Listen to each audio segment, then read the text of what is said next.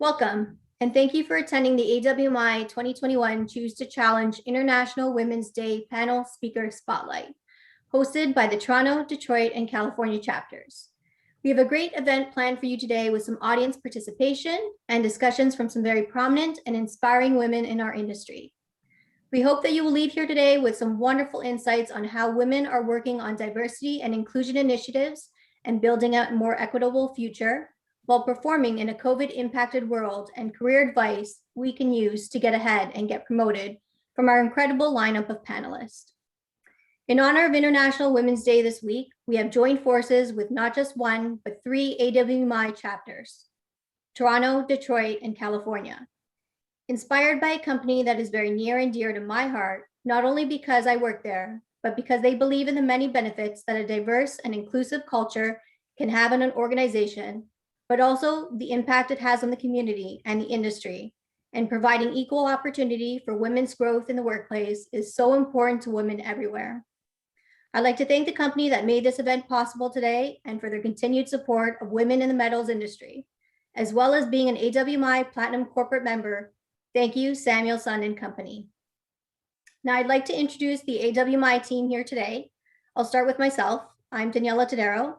I'm a general manager at Samuelson and Company and have been on the AWMI Toronto chapter board since 2019 as treasurer and now vice president. Shannon Clark, ArcelorMittal Dofasco, as a senior specialist in the metallurgy, quality, and continuous improvement department. She has been on the executive of the AWMI Toronto chapter since 2016 and holds a position of membership chair. Stephanie Holko, ArcelorMittal Dofasco, in the steel making department as a digital transformation project manager, has been on the AWMI Toronto chapter board as treasurer since 2020. Jill Donahue, commercial metal forming as a senior regional sales manager, has been an AWMI member for 12 years and is currently serving as Western Regional Vice Chair and California Chapter Social Media Marketing Chair. Tiffany Damos, US Steel, account manager for 15 years and on the AWMI Detroit board as secretary for 2 years, and will be our moderator for today's event. I'd also like to thank the following ladies that have volunteered their time to make this event possible: Marnouche Afnan, Connie Pellegra, Lauren Polk, Kat DiGiacinto, Sherry Jacobson, Amanda Mendez, Paula Nearhood, Charlotte Wimmers, Karen Fenton, and Cecile Chung. Now I will stop talking, move it over to Jill Donahue to highlight our event sponsors. Well, good morning. Thank you, Daniela, and good morning or good afternoon to everyone, depending on your GPS locations today. On behalf of AWMI, I want to take this moment to thank our sponsors for this event: Samuelson and Company, as Daniela mentioned, also ArcelorMittal, US Steel, J&E Consulting, North Star Technical, Rock Engineer Machinery Company, also known as Remco, Cowan Insurance Group, Specialty Metal Products, American Metals Corporation, and WeldTech Products. Your continued and generous support is what makes these events possible, and we thank you from AWMI. And with that, I'll hand it over to Tiffany to introduce our panelists and get this started. Great, thank you, Jill, and thank you, Daniela. I'm very pleased and excited to serve as moderator today and want to run through a quick introduction of our amazing panelists. First, we have Tammy Brown. She is a partner in the audit practice of KPMG in Toronto, Canada. In her 20 years of experience working with public and large multinational companies in automotive and the industrial market, Tammy has led teams to develop and share solutions on challenges facing manufacturing. Tammy has also championed getting women and diversity on boards and in leadership roles in the workforce. Thank you, Tammy. Kristen Hammer, she's the business development manager for Virgin Hyperloop. As one of the first employees of Virgin Hyperloop in 2015, she led the company's engineering program and now bridges that experience with the business development side. Kristen is passionate about inspiring the next generation of STEM leaders and speaks at schools and universities to encourage underrepresented students to explore careers in STEM. Thank you, Kristen. Lisa Marcuzzi, Chief Equality, Diversity, and Inclusion Officer and Vice President, General Counsel, and Corporate Secretary for ArcelorMittal Dofasco. And if that title didn't tell you enough about everything Lisa does, in addition to her role on the AMD executive team, Lisa is an active member of Legal Leaders for Diversity and a board member of Women General Council of Canada, while also being passionate and involved in music and arts for youth in the Greater Toronto Area. Thank you, Lisa. And finally, Tamira Ridgely, Manager of Global Procurement at United States Steel Corporation, where her team is responsible for building a diverse supplier portfolio to enhance the company's supply chain.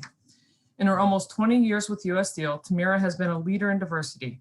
She was an early member of the company's first 2 ERGs in 2007, and today she continues to shape the company's IND goals as her role as president of LEAD, leveraging and enhancing all diversity. Tamira is an active member in the Pittsburgh community and serves in roles championing women, IND, and equality. Thank you, Tamira. And thank you all for taking the time to be here today as we celebrate International Women's Day and Week, and we choose to challenge gender bias and inequality. While I provided some background on each of you, we hope question number 1 helps to get to know you a little better. For this first question, everyone has a unique story. Thinking back, can you describe your experience and how you felt at the beginning of your career?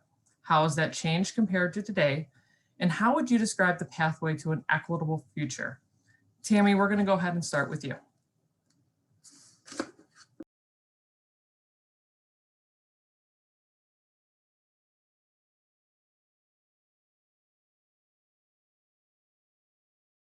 Or being seen as really assertive by, raising your voice and pounding the table. Those were things that were expected of someone going into the promotion process when I went through. And my mentors and sponsors made it very clear to other people for me that I was just as capable as the guys. I didn't approach things the same way. I didn't yell and I didn't pound the table, but as Bob would say, you tell her she's wrong on something that really matters and see how that goes. So they really helped me get a seat at that table. And so now when we fast forward 20 something years later, it's my turn. So I need to mentor, I need to sponsor, I need to be intentional about that. I need to make sure that we're focused on outcomes and demonstrated capabilities, not the characteristics that we expect of getting there. And that's kind of the fast forward, it's no longer 10 big brothers. We are now a much more gender and ethnically diverse group of leaders. But I think that's, I'm on the flip side now and I need to really pay that forward. Absolutely. Allyship and mentorship, male and female, so important. Absolutely. As you're starting out and then, as you said, paying it forward. Tamira, can you provide your experience, your unique story starting out? Yes. So hopefully everyone can hear me well, and thank you to all of the planning committee for inviting me here today. So my story is a little bit unique. I was 21 years old when I started US Steel. I had a 3-year-old son and no education as far as a college background was concerned. But I was very determined. This was my first real job, and I was determined to make an impact, make my parents proud, and make change. So what impacted me the most in my 19 years at US Steel from the beginning to now was mentorship and allyship. I had some extremely powerful women in my life in my early career when I was just trying to figure it out. I also had some very powerful men that supported me and brought me along. So not only did they challenge me and help me drive change within my own space and my team that I had, but they saw the potential in me and they made sure that I got opportunities and made sure that I got the proper training to really get ahead of where we are.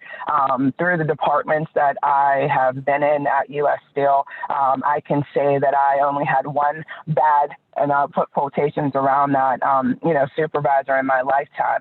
But a lot of that was around just the great mentorship that they had and the growth that they wanted to see in the employees that we had. And similar to what Tammy said, it is now my turn. I am now a manager that has great responsibility, within our global department, global procurement department, but also through my leadership of lead and with our other ERGs. When I first started, as Tiffany had mentioned, we only had 2 ERGs back in 2007. We now have 7. That is exciting because I was a part of that journey. And it was because of the mentorship, the allyship, and really the strength of focusing on not only failure, because we all fail and we oftentimes need to own that and make sure that we're using that as a stepping stone and not something that's detrimental to our journey, but learn from that and seek help and really drive change that you want to see and make sure that you have the proper mentors to help, carry that along. And I am thankful to U.S. Steel for giving me that. So that's what my journey has been about, and I appreciate being here today. Thank you so much, Tamara. Lisa, what about you? Thank you. I can relate to so much that's been said already. I'll look at this from a personal perspective. When I began my legal career, coming from a small town, Windsor, to my Detroit friends, to Bay Street, and for my US colleagues, that's as close as we get to Wall Street in downtown Toronto. And what phrases come to me when I remember are frightened, worried, what the heck was I going to do? What have I signed up for? Will I fit? And do I look okay? The insecurities were at an all-time high for the first couple of years. And I recognize that a certain level of worries or insecurities is healthy, but it was beyond unhealthy. Like, it was just so bad. And I'm ashamed to say that I worried way too much about how I looked, how to please people, and how to fit in. And I'm sure I'm not the only one on this video chat and seminar that felt and did that the first part of their career. I lacked the appropriate confidence in face of the fact that I was showing up with the same legal education, most probably more non-legal education, and most likely more work experience than the lawyers that started at the same time as I did. And I knew how to work hard. It wasn't until I lifted my head that I realized when we went in, approximately 50% of us in the first couple of years of practice were women. And suddenly I lifted my head, and the senior associates, it dropped down to about 25%. And then when I looked at the partners, it was probably 12 to 15%. And I'm sad to say, over close to 25 years later, the numbers, the stats were published in the Globe and Mail, our national paper, that the partners and women in the downtown big firms of Toronto are still not even hitting much past 20, if they hit 20. So what did I do correctly? I worked hard. I stayed away from those questionables, the non-character fits for me. I sought out a fit with mentors and champions. Even if it probably wasn't the best path for mobility, I stayed true to who I was. I didn't say no to work. I did what they asked, and I made partner at the first opportunity. But always, always at the top of my mind was my reputation and my credibility. So what did I do wrong? I did everything they asked me to do. I didn't pause and plan. I didn't take control of my career, which made my path forward difficult. How difficult? I decided my second year of practice, I was going to leave downtown Bay Street firms. I did not want to be in private practice. I did not join ArcelorMittal until 16 years later. So how has it changed? Personally, some of my insecurities are still there, but they're at a much healthier level. I'm comfortable in my own skills. I'm more comfortable saying no. I understand my strengths and I work towards them, which makes me happier. And I learned the lessons from the champions and the mentors, and they were both women and men. And I've become energized by the women sitting beside me and those following me. So change is generally I would say is that inequality discussions for gender were just beginning in a public forum. Most of them were had behind doors.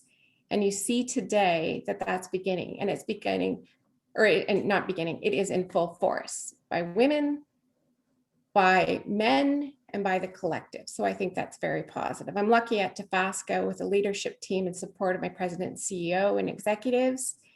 We feel the eyes of those watching us, and a good healthy pressure, and becoming comfortable with those uncomfortable conversations. And the discussions for a more equitable path forward need to be happening at every level of the organization, but particularly at the executive table.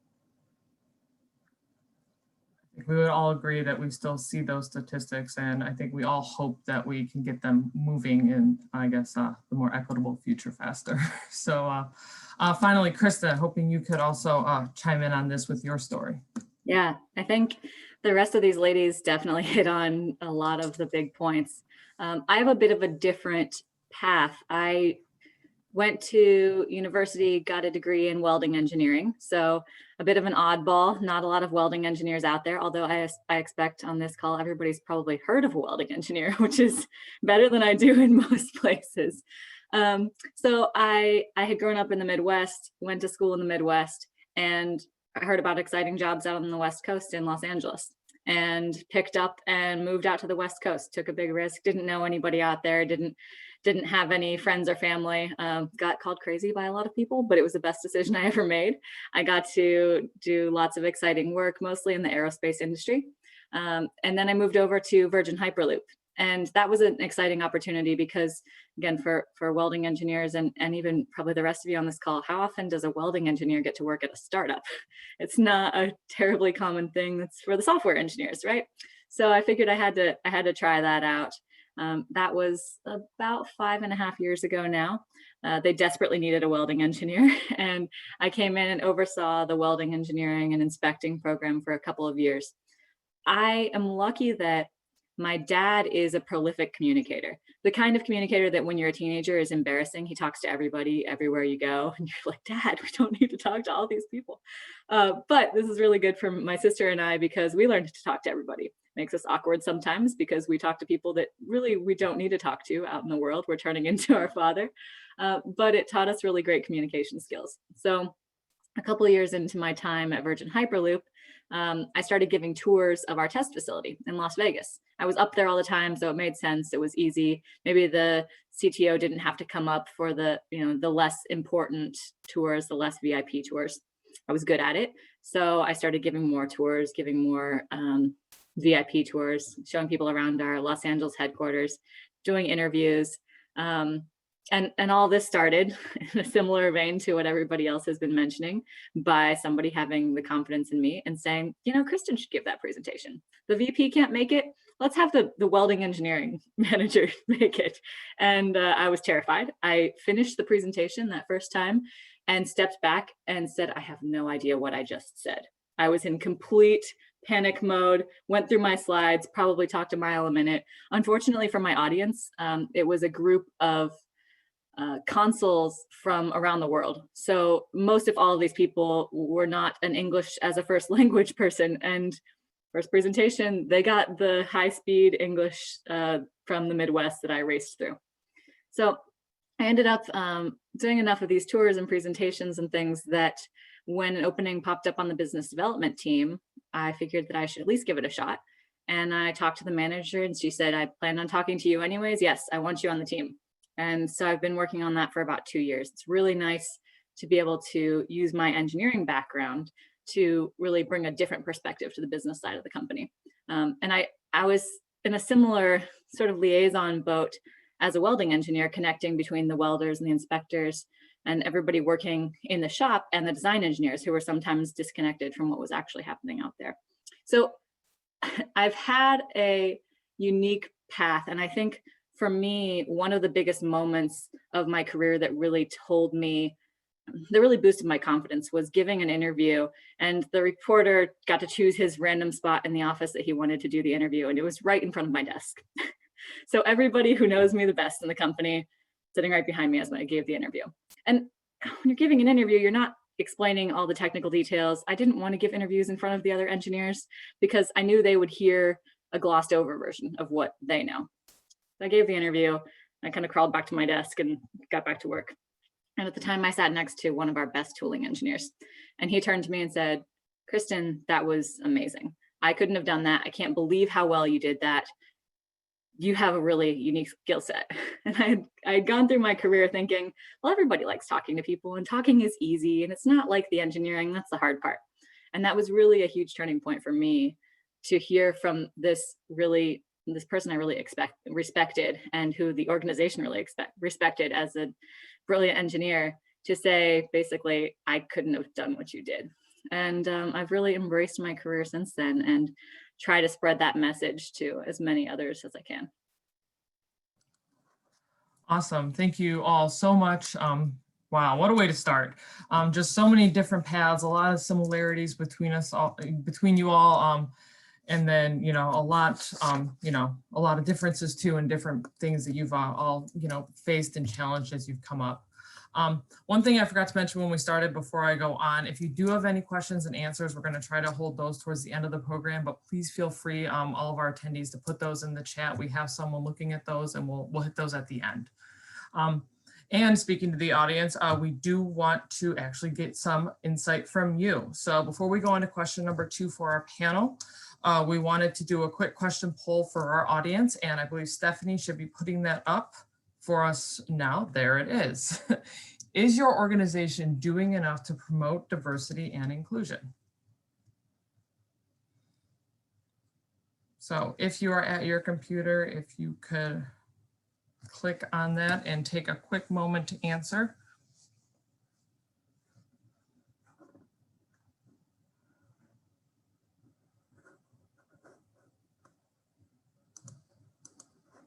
I'm not allowed to vote as a panelist. I don't think any of us are. So we'll give it a couple more seconds here. Stephanie, I don't know if you have to close it or let me know the results. I don't see a running tally. So not sure what everyone is saying out there.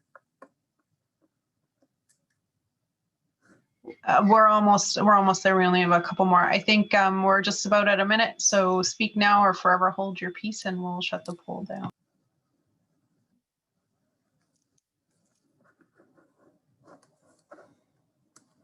All right, well, that is, I think, great. It's good to see that the overwhelming majority is yes, but that yes is, at 58%.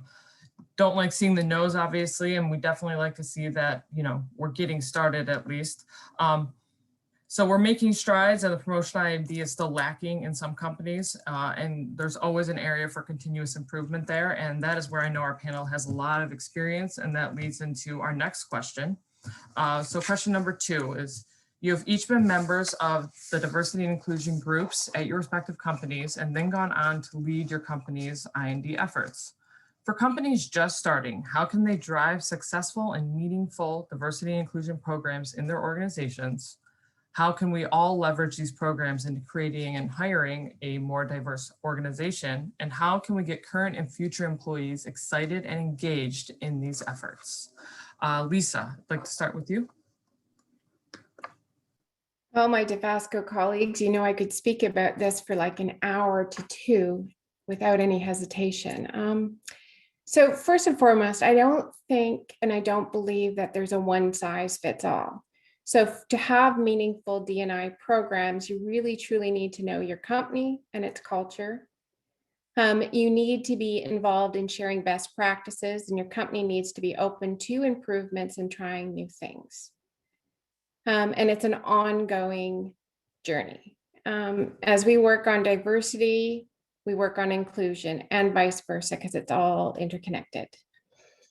For diversity and inclusion to be effective, each and every individual leader needs to believe and support in the value of belonging. It's not a single initiative of the HR department. It can't be top down, which would drive only compliance, not commitment. And we want commitment in our organizations. It needs to be supported at all levels by all areas within your organization. Engaging and considering ED&I champions, employee resource groups. mean, the goal of these programs is awareness and understanding, and that equity, diversity, and inclusion are in all facets of the business and recognized by all employees. So we need to ensure the programs have leadership, accountability, performance competencies. You need dedicated resources. You start with awareness. You can't change if you're not aware. You collect information, you understand it, you analyze it, you set targets. Probably most importantly is you listen and learn. Don't be defensive and empathize. You get comfortable with being uncomfortable.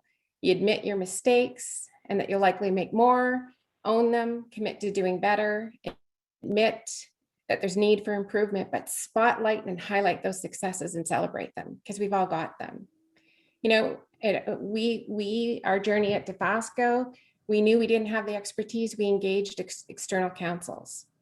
Develop a roadmap, a business plan, develop your communication plan, and that's a plan for in-house as well as external to the company, and focus on practical, sustainable solutions, tangible, measurable. That's will all make us move forward in inclusion. And then I would say revisit, revisit, revisit. So how do you leverage it? Share and communicate that journey, your roadmap, your expectations, your next steps. You know, look at everything about, have we created conditions where every person can contribute in their own meaningful way? They can bring themselves, their whole selves to work. 2020 has done nothing but bring greater awareness for norms, powers, structures, inequities in societies, and they can be embedded in the systems and the norms that we have in our workplaces. You know, you want to look at it in hiring, training, promoting, rewarding, and you got to watch out for that word fit, because fit can be exclusionary. We need to focus on what's our company vision, what's our mission, what's our values, and ensure that fit embodies those. Awareness leads to understanding gaps in your recruiting, hiring, promoting, daily work, team building, performance reviews, and the like. And, you know, what about current and former employees? Well, I don't know about many of you, but we're seeing our employees are excited and engaged. I'm not sure we'll have much to do on the excitement engagement for future employees because they're holding us to those expectations. They're calling us out. Companies that lack diversity are being called out publicly. So. Thank you so much. No, I can tell that you could go on and I'm on. passionate. I love it. I love it. I appreciate it. And someone else that I know is definitely, just because I've seen her in action at my own company, Tamira, please let us know what you feel about this. Yes, I'm laughing because that's what it takes, right, Lisa? It takes that passion to really help drive these. So I would echo a lot of the sentiments that Lisa stated and add a few. So one of the themes that we have within our organization is inclusion starts with I, right? You can't drive change unless you as an individual understand the meaning behind I&D. And how programs become successful is because we are able to help drive, one, the awareness and understanding, and then also understanding your culture at your organization, right? So you're driving that business alignment, you're creating that awareness by whatever that means, driven by the culture in your company. So let me just give you an example, right? U.S. Steel has been around for 120 plus years, right? We are known as a white male dominated organization. A lot has changed since then, but because of our culture, we had to take things a little bit slow. We started, we stopped. We started again, we stopped again. We started again, we stopped again until we found a movement that allowed us to take change slowly, intentionally, understanding our mistakes, understanding our differences, understanding how do we approach this group of people and this group of people, then how do we bring them together to have meaningful, courageous conversations, driving that change and being intentional at listening, right? Just because I'm an African-American woman and I'm talking to a white male does not mean that we don't have some things in common and have some things that are different. We come from different backgrounds. We come from different privileges. We have different biases, none of that means that there is any hatred or there is any discrimination that we have against one another. We are simply different. And so a part of a successful IND program is recognizing those differences, knowing that, no one is coming negatively, intentionally to you. It's a positive intent that we're coming together to have meaningful dialogue. And around with everything else that Lisa had mentioned about having metrics, business alignment, accountability, not only from the top down, but from the bottom up, because you need to hear from both sides of the table to make sure that you're meeting in the middle and you're not just checking the box for what may be executive metrics and things that they want to get established, but you're also actually impacting the culture at your company. That is what the employees experience every day, right? Those are your future leaders. So you have to listen to them as well as hear the energy that's coming from and the dialogue and the metrics that your executives want to see. So it takes everyone. And that's where that inclusion starts, what I come from. And I have to give, the proper accolades to Accenture for coming up with that. But it's a true statement, right? People can't do that unless you individually take that role to say, okay, I don't understand this. I may not know everything, but I'm going to learn and I'm going to listen. And this is what is going to help drive change. So to the second answer that you have, how do you leverage that, right? You communicate, and communicate again. Similar to what Lisa said, you keep re-going, you keep looking at your programs, you keep refining them, you keep looking at the lessons learned, what was successful, what didn't work, what came across negative, and also realize that you can't make everyone happy, right? Truth is truth sometimes, whether it makes one person happy and the other person sad, sometimes it's just truth. And when you look at what's happening in society today and how it's impacting not only our companies, but our employees' lives and what they're bringing to work, right? At the end of the day, where we spend, more than enough time than we do with our own families, we're spending it at work, especially in this virtual environment. So it's important to really be able to highlight what's going on in society in your companies, as well as your company objectives, and tie those together, blend them so that you can keep making that change. That authenticness and that intentionality is really what you bring to the table from a hiring perspective, right? And creating a more diverse atmosphere is because no one is perfect, right? There are some that are out there doing it better than most. So going back to the best practices that Lisa had mentioned, absolutely, right? You want to see who's doing things well, and you want to be able to mimic some of what they're doing, but you still need to apply it to the culture. But communicating that and being truthful and honest when you're hiring people, when you're trying to create that diversity, will really help you leverage that. And then the last point is, how do you get current and future employees excited about this? Again, inclusion starts with I. They have to know that they have a voice and a seat at the table. And I commend US Steel over the last 2 years. The fact that we were able to go and jump from the number of employee resource groups we had in 2007 to 2. And then we had 4. And then in 2019, we had 6, and we just brought on a new one in 2020. That is showing the progression of the voice of the employee. These are volunteer organizations. Most IND programs are. We do have a level of leadership that direction, but for the most part, it is the employees that are driving this change. So allowing them to have a seat at the table is what keeps them excited. Not having, from an executive or leadership level, remembering that, yes, okay, politics and policies and procedures need to happen, but that authenticness and truth and listening to that employee also has to happen. You have to have a very, very fine balance to make this excited, and it is a journey. There is nothing in the world that you can do overnight that is going to be successful. Not making money, not creating an IND program, not becoming, a world-class steel leader, as most of the organizations, that we're under are. You just can't do it overnight. So it's really about the journey and just picking up, redoing, refining, and moving forward. And that's how you can really become successful. Thank you both so much. So, my quick takeaways were that, it takes commitment, not compliance. I really love that. You have to believe in it. It has to be authentic and intentional. So you can't just phone in an IND program at your organizations. Like the I, inclusion starts with I. It really has to go again. Bottom up, top down. Absolutely. So thank you both so much. We have another quick question for our audience that will lead into the following question. Stephanie, if you could put that up on the screen now. This one's a fill in the blank. In your organization, are women promoted? Da, da, da.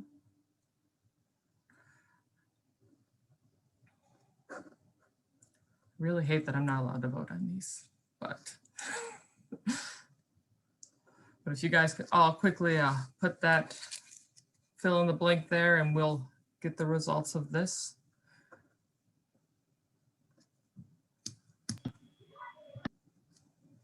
Stephanie, are we coming close?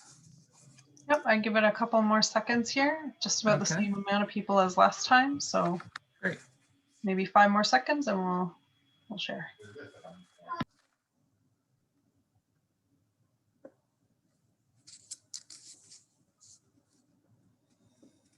All right, so I guess an unsurprising statistics, which I think is probably disappointing for all of us. I think we all were slightly expecting that, which is unfortunate. I think we would all agree. But again, hopefully we do continue to see strides being made. I imagine that the less was an even greater number a few years ago, and hopefully the equally keeps growing, and that more certainly could do a little work. So, but going into our next question that addresses this, studies have shown that women tend to be promoted based on past performance, requiring them to prove they have already developed skills and knowledge well before actually getting the job, while male counterparts are more likely to be promoted based on untapped potential.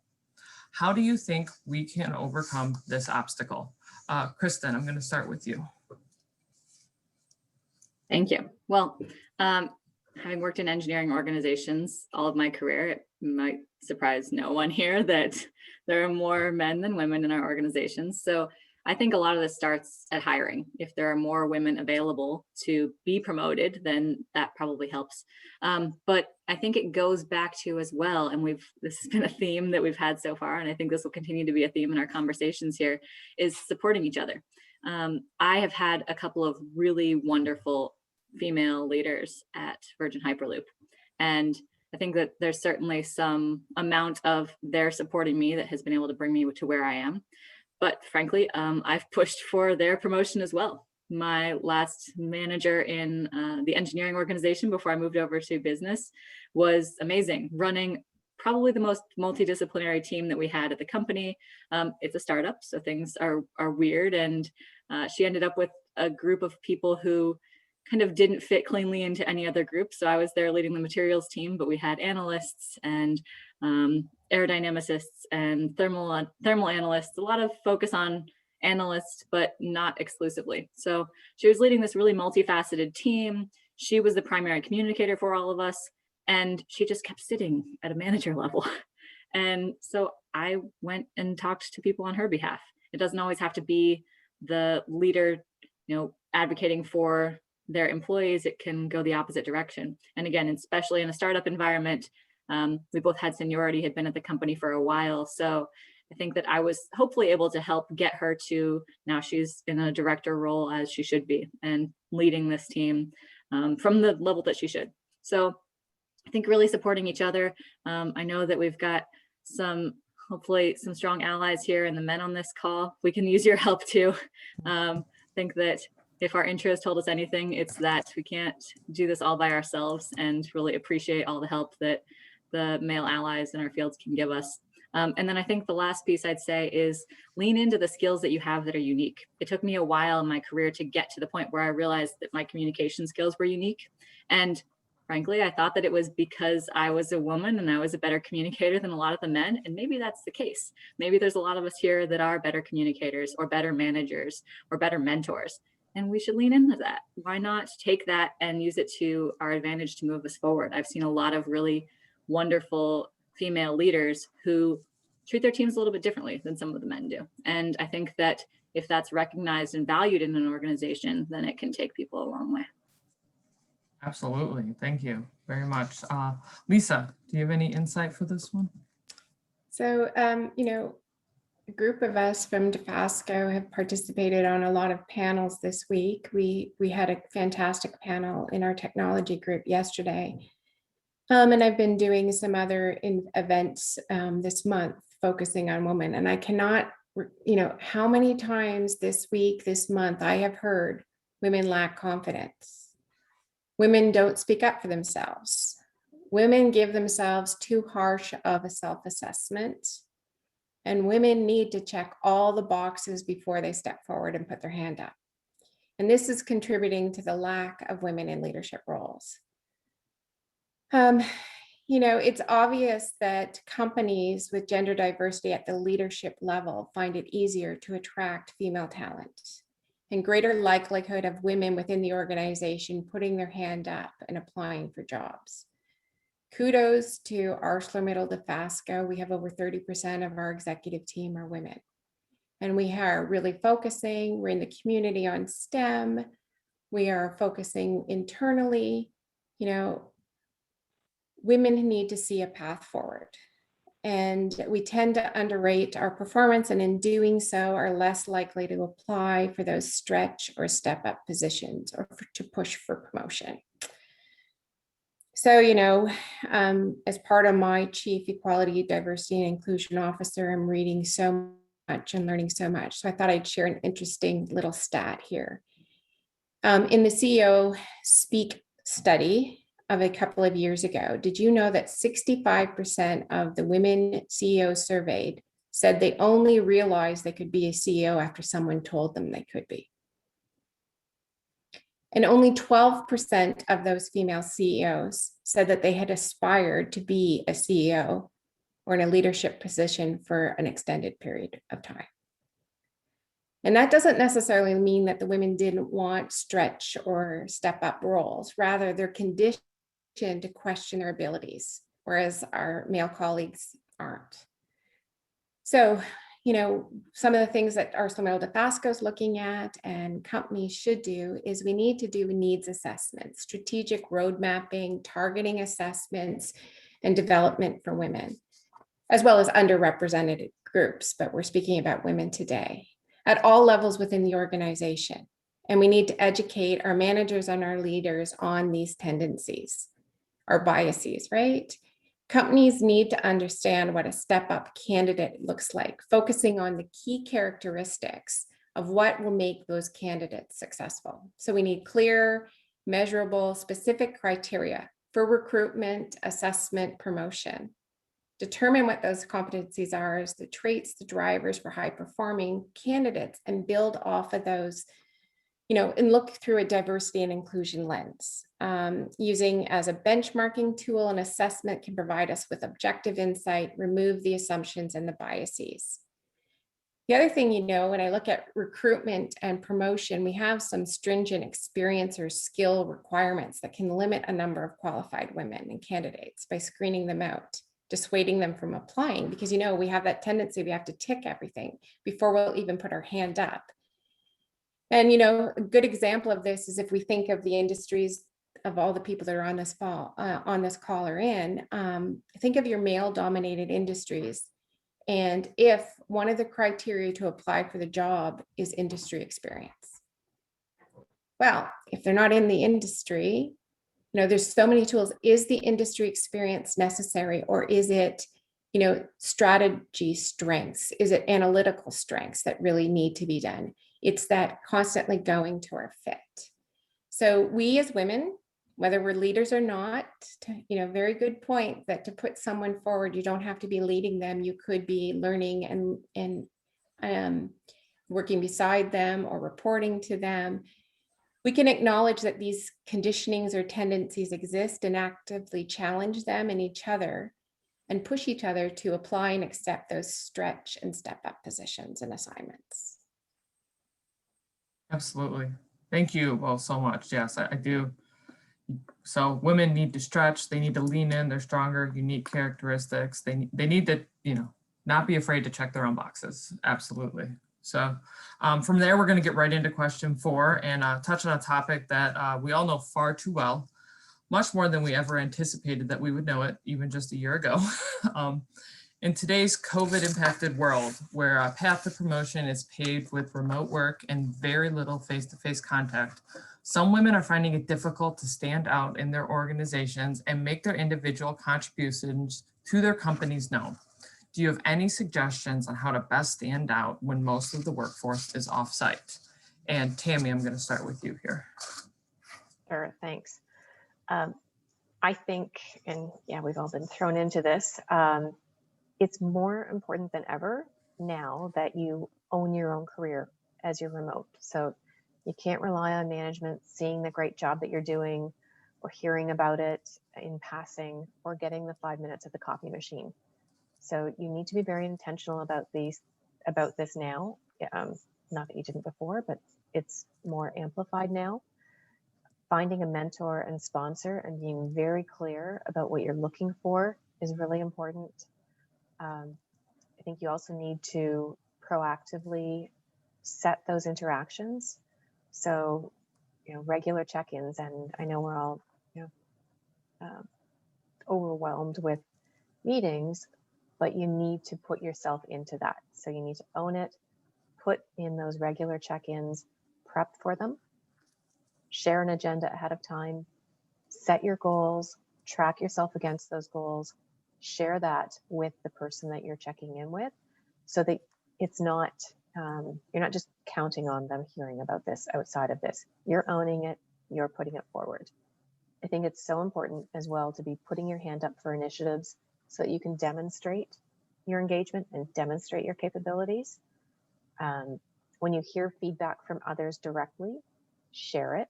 And I know that's a really hard thing for a lot of people to do, to pump up yourself by sharing those positive feedbacks that you're receiving, but you have to.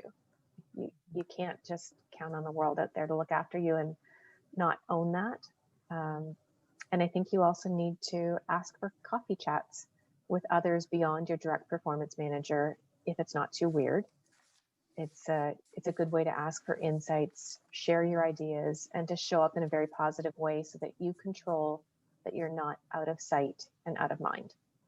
So just, I think those are some things to start with. And maybe, I guess, Kristen, if you want to jump in and join me on this one.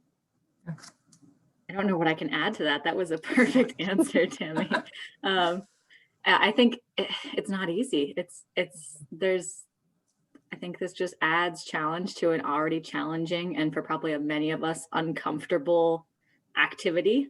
I'm certainly not good at promoting myself, and I have the luck, I suppose, with my job that I'm in a lot of forward-facing and outward-facing activities. So a lot of people see what I'm doing, but there are fewer of those now.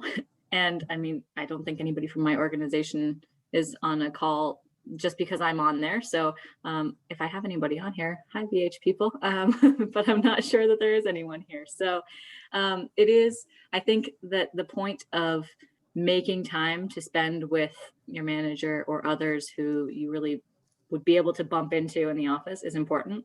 When we first started working from home, I think a year ago this week, our team started daily one-on-one calls, or sorry, daily team calls, just to check in with everybody.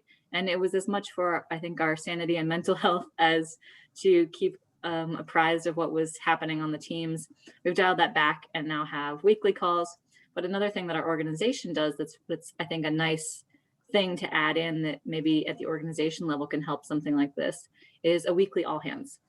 Now, we're a startup, so we have, exciting news regularly, hopefully, but we used to do all hands on a quarterly basis, or as we had some sort of news to talk about. We moved those to every week, and there's not big news every week. So what they've started doing is highlighting what different people are doing in the organization. So we have some people who are in the office building things, in our LA office, in our Las Vegas office. They're giving updates on what they're building. People are giving updates on their design from their home offices. So you're seeing a lot more of what people are doing, and it's promoting more conversations. So I think it feeds into this.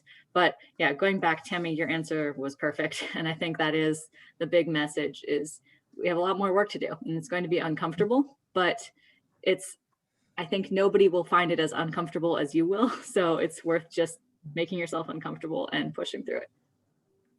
Absolutely. As we settle into this new normal and more virtual world, even as COVID goes away, I think we can all agree that I don't know that the virtual aspect necessarily is. So we have to get comfortable being uncomfortable so we can kind of create our place in our workplace, in this atmosphere. So, all right, audience, one more final poll question for you that Stephanie's going to put on your screen. How career-minded do you feel you are today versus 1 year ago?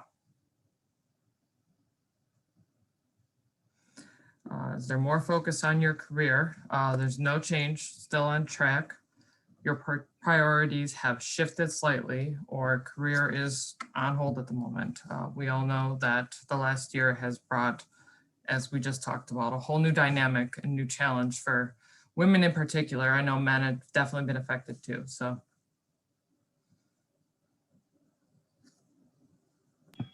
Okay, we'll give it another couple of seconds here. We've had great participation in all the polls, over 70 or 80%. So yes, thank you all very much. We're happy to hear from you, and we want to hear from you. So please check that box. All right, I'm going to close the poll now. Thank you. All right, so about a quarter of us, more focus on the career, a quarter, no change, still on track. The most priorities have shifted slightly. I think we could all agree that priorities, career, home, or otherwise, have definitely shifted. So, and then a small percentage of us, that career is actually on hold at the moment. Thank you all. Interesting to see how dynamics have potentially changed or shifted over the last year. And also will be interesting to see where that goes a year from now, and where everyone's thought on their position and career may go. For more on that, we're going to go to our next question on the panel. Hearing that more women are leaving the workforce to take care of families due to the pandemic, how can we attract, retain, and promote women in the metals industry? And how do you see the role of our association in supporting those goals in our industry? Tamira, I'm going to start with you. Yes, so I'm just gonna have an honest moment with everybody today. So if you, I am sitting in my car right now doing this presentation as I navigate my virtual life and getting kids off and having work done at my house. And so this was the perfect question for me to answer, not knowing that this was all going to take place. But I would say this to you. I mean, if the pandemic has taught me personally anything, it is that you are more agile now than you've ever been. You can be more creative and innovative around what you're doing to balance it all. And as women that are the majority of the folks that are impacted by the virtual world, I'm going to say two things to the workforce, right? One is absolute flexibility.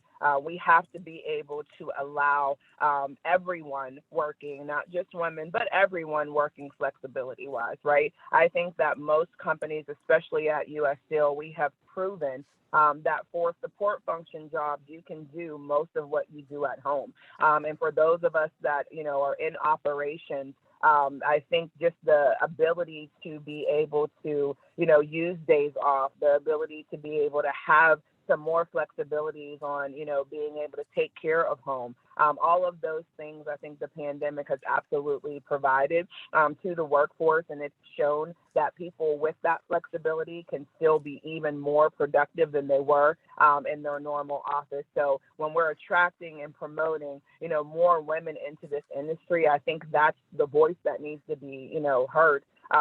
We need to be showing the flexible programs that we have. And then the second piece is support, right? The fact that there are over 170 people on this call, which I'm assuming is a pretty, most of us are women here, but I'm sure there are men on here as well, right? Here to listen and support your colleagues. And I think that support, that mentorship, the allyship that's been a recurring theme throughout this conversation today is more important now than ever, right? We have to be able to support one another through hard times. And through that, people will know that you have their back. they will know that they will have, the ability to move forward, just because they're not in the office or because they have to go run this errand or they have to sit in a car to take a meeting does not mean that we cannot do so well, and be able to articulate and do our jobs and handle everything that we need to do still. And that support is what provides that it's okay to say no. It's okay to, take a meeting here or to say, hey, you know what, I have to reschedule because I have to prioritize this over here, or to lean on one another to be more flexible. And I think that is what needs to be added to every retention and attraction program across every corporation right now, whether you're a startup or a long-term company, because that is the time and day that we're in right now. And I think, again, we've proven that we're able to do that and we're able to do it productively. And so I think that's what we should move forward on with. Absolutely. Thank you. And then Tammy, did you have anything to add here? I think just a few things. So, I mean, it's a huge question with attract, retain, and promote women in the industry. And so I think just on that, I'm going to touch on the promotion part of it. I'm seeing some really good practice out there around succession planning. So when we look at leadership positions, I'm seeing some companies, and I'm happy to say mine included, where leaders have to come up with a slate of diverse candidates that in the current or long term could and should take their roles. So I think the huge kind of light bulb there is it's not just, who's ready next year, who should we be looking at on the bench, kind of next gen that we can do things about and give them opportunities to demonstrate that 3 to 5 years they will be ready and we will help make them ready for those roles. So I really love that we're doing that and that we're challenging each other as leaders on those slates and making sure that they are diverse and gender as well as otherwise, and that we are being intentional about choosing to be sponsors for some of those more junior people on those lists, or more people that maybe wouldn't be the more obvious choices. So I love that. And then in the second part of your question, you asked about the role of the association in supporting the goals around increasing women in the industry. And I am seeing some good stuff coming out of some of the other industries that I get involved with, or the industry associations. Scholarships and mentorship for women in trades is huge, and you can do so much good out there for your own individual companies as well as the industry in general by getting behind that and supporting that. Sharing best practices. So if the association can gather those and share those across, that's always great, as well as spotlighting success and giving some of the younger women someone to look up to and some great examples. And like, splash Kristen all over there. Like that's just phenomenal. Like I think sharing those success stories really gives people somebody to look at and say, if she can do it, maybe I can do it. So I love seeing more of that out there. I've also seen, and one of the other associations I'm involved with is putting a posting board for jobs on their association. And I know there's a bit of, it can be good or bad because you don't want to steal people from across your companies, but especially as COVID has taken people out of the workforce, as there's parts of these different companies in the association that are able to build back and grow, there's women out there in this industry that would really benefit from a group place to see those postings, and you can help each other by recommending and sharing those postings across. Absolutely.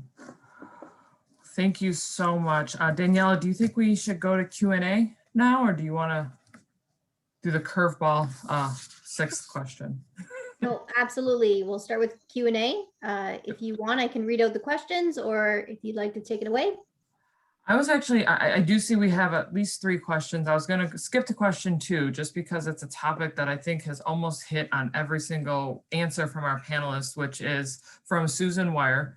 How do you select a mentor and how do you ask if they're willing to accept the opportunity? I think we've heard from all of you how important mentorship and allyship is. So if we don't have one, how do we get one? I'm not sure. I don't know who wants to answer first. Tamira, you went off mute, go. So one, I think that you should identify what it is that you're looking to gain from getting a mentor. Is it career growth? Is it, helping in your current career, or there are certain skill sets that you're looking for? And then I would check the either associations that you're around. So if you're a part of an ERG, that's a great place to start. What leaders have been in the role that you're looking for, or what skill sets, have they projected that maybe you can tap into. And then once you identify that person, it's just a matter of asking them. But you just have to be very methodical about what you're asking. And by what I mean by that is come with a suggestion of how often you want to meet. What is success going to look like for you out of this mentorship? Also make sure that you're asking them what you can do for them, right? A mentorship is usually a two-way street, not always a one-way street. So you want to be able to give something back to that person, whether it's learning about how to deal, and I'm just throwing an example out there, learning about how to deal with a woman. If that person that you're looking to be your mentor maybe doesn't have any women in their organization, maybe you can help give them some tips on how to engage with women into their particular organization, or if you know a colleague that would be a good fit for them to look at, like just something that you can bring to the table. So again, doing some research about the person, making sure that you are laying out what exactly it is that you're looking for, coming prepared to the conversation with some detailed things of how you want that relationship to look like, and then being available to ask them what they want from you to be able to bring that to the table. So if you're able to do those things, I think you'll be able to find a good mentor. Absolutely. Kristen, I want to, I'm sorry, Tiffany. Don't be afraid to choose a male. It does not have to be a female. You will be astonished about how much you learn from a male mentor. So don't, let that notation that just because you're a woman, or just because, if, for the men that are on here, just because you're a man, you can find the opposite sex to be your mentor, and they will be just as powerful. So, challenge that as well, because you really want to gain something from that person, and the difference is what helps drive that. So just wanted to add that on. Well, thank you so much. That's a great point. I'm glad you jumped back in. Kristen, Tammy, or Lisa, anything to add to that? I think that last point was just very important, that, in our organization, we were looking at, we've over the years tried a couple of times to set up a mentorship program. And we have a group called the Ladies Who Loop, which are the Virgin Hyperloop women. And we said, we should really start a mentorship group. But for the probably third of us that are in leadership roles, there's not many female mentors available. And we did come to the conclusion that it would be okay if we have male mentors. And that's really just more motivation for us to kind of look down and see who we can kind of collect as our mentees. So I would add too that it's not a one-all mentor, and that you can have mentors for different aspects of what you're looking for. And they can be within your organization, they can be within your discipline, and they can be outside. And it doesn't need to be formal, it can be informal. Those invaluable networking at women in events, for instance, are great, and you'll make a connection. I mean, your mentor is someone that is helping you learn, show you the ways, communications, networking, the like. And I saw another question about the sponsor, where the sponsor is like, they're going to have the authority to make a difference in helping you maybe move forward and do something. Your mentor can bring you your sponsor. I mean, they can be the same person, and in just if you have, I know, like for someone that's in my department, really didn't have great lawyer, but really was lacking that financial. So I said, go find someone in our finance department, work with them, learn that. If there's a particular area of the business, us lawyers aren't good unless we really truly understand the business, then, seek out that particular thing, that because people love to talk about, share, promote things that they love and things that they're good at. So you can seek out multiple mentors. Thank you. I'm going to go back to question 1. This came in early. I think it was probably coming off of, I think, the unique stories. And I feel like this one spoke to me on a personal level too. So this was asked by Jennifer Facey. What do the panelists suggest when being told that you're too blunt and too to the point by management, but you see more bluntness and to the point behavior in male coworkers with the same roles and responsibilities? I feel that in my soul, so I'm interested to hear. So it's that too, and the other typical ones we get, you're too emotional, right? I love being told I'm too emotional, or I need to calm down, that sort of thing. And the very difficult thing to say is, in a polite way, would you say that to one of your male colleagues, right? The way that we're judged, but I guess blunt or whatnot, would you prefer not to know what I'm thinking? Do you have the time for me to kind of walk around and give you that? I feel like I am sharing something that's important, right? It's really hard, and I can do it now. I could not do it at the beginning of my career unless I was doing it for someone else. But I just think calmly looking at them and asking them, would they say that to a male colleague if you can? Or, well, I just thought that time is precious, trying to share my opinion or to get an answer or do whatever, and rework that harshness of saying you're too blunt. Better off knowing what I'm thinking and how we're going to work together than not. Anyone have anything to add on that one? I see everyone else came off mute. I'll go quickly. Tammy, why don't? Yeah, Tammy, how about you? I think we all feel strongly about that. Right. I would just say, when you see this happening to other women, it is our responsibility to step in and say something and address it. And if we can keep doing that for each other, then we will eventually get rid of that. Absolutely. That's a fantastic point. 100%. Yeah, that was my answer. So I think, Lisa, that hit me in the heartstrings when you said, when you were younger, you were able to do it for other women, but not yourself. And maybe that's a good practice point, is when it's still comfortable to defend others. I think I feel the same way. I'm getting there where with the right people, and I've been at the organization for longer than a lot of people. So I have this kind of this set of respect that people listen to me more than they would somebody who is newer with the organization. So I think it's our responsibility in those situations to use that respect and that familiarity we have to push people around a little bit when they're pushing others around, push back for those who are not feeling comfortable to do so themselves. Absolutely. The other thing I recommend to, even our ED&I champions is this isn't a shaming game either, but, being able to redirect, I don't know, if blunt would be the word I'd use if you're in a setting, is a way to transition it. And, if you're not comfortable having that question or having that discussion afterwards. So if you witnessed it, you run into the person that says, you shouldn't have said, or I was a little uncomfortable with you calling Lisa blunt. I thought she was just being transparent, or something like that is another gentle way to do it for those of us that aren't quite ready to say, hey, that's baloney, right? It's just a gentler way to be able to tackle it. Absolutely.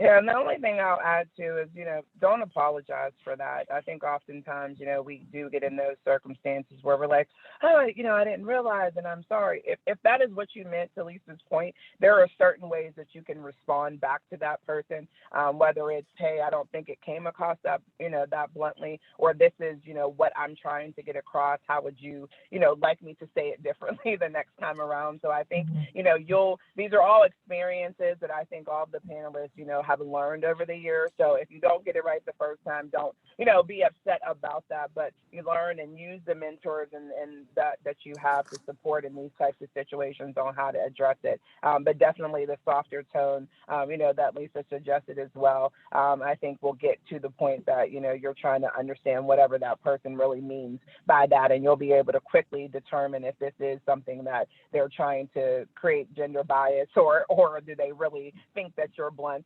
and being harsh to that employee. So you can shift out some of that pretty easily. Thank I you. found too that the people who feel the need to yell and make a big fuss in meetings often don't really know what to do when you calmly respond to them. And so it's really fun to throw people off a little bit like that. I had this happen yesterday. When you're really calm, it just messes up their rant. So that is a nice comeback. Very good point. I'm going to use that soon. Daniela, do we have time for one more? Do you think we should go to close? As long as it's really quick, we can do one more. Okay, so first person to come off mute gets this one. And it kind of goes along with, I think the last question. What advice would you give to women who have been known as quiet and timid in the workplace, but are coming into their own confidence and want to establish themselves as strong leaders?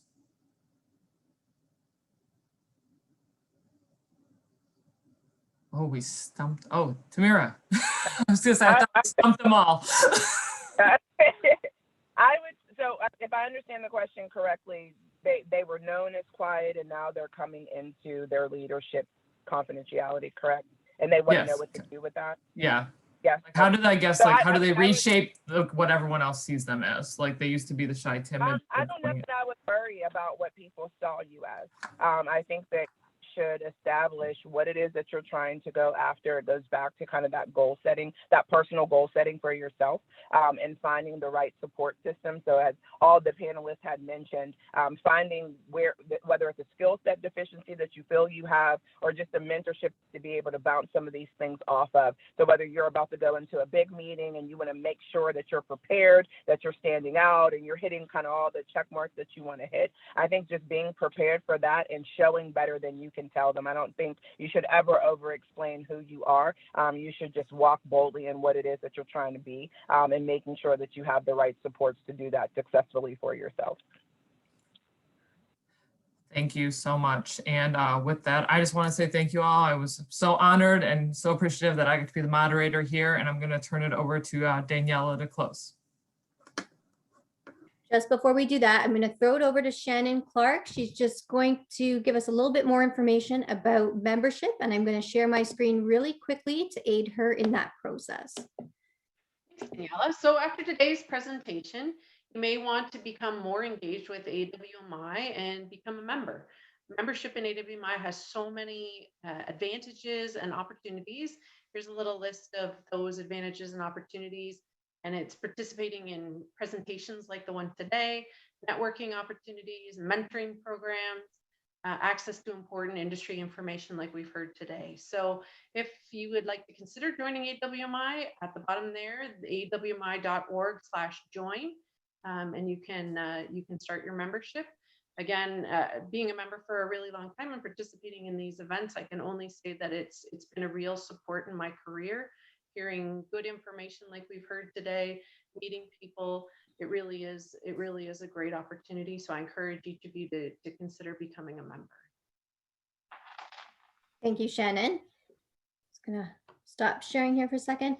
I wanted to thank everyone, all the panelists that joined here today. We've had some amazing discussions, so inspiring. I know I'm going to be putting all this good information, these insights, to some really good use the minute we close this event today.